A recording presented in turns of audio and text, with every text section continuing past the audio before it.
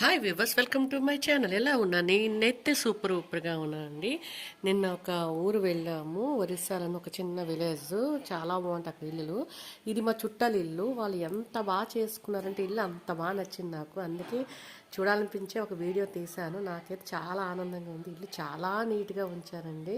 చూడడానికి రెండు కళ్ళు సరిపోలేదు. ఒక విలేజ్లో కూడా ఇంత బాగా ఉంచుకుంటారా? అది చూడండి, అటకలు కానీ దాని మీద ఐటమ్స్ కానీ ఎంత బాగా సర్దుకున్నారంటే రెగ్యులర్గా ఎప్పుడు అలాగే ఉంచుకుంటారట వాళ్ళు.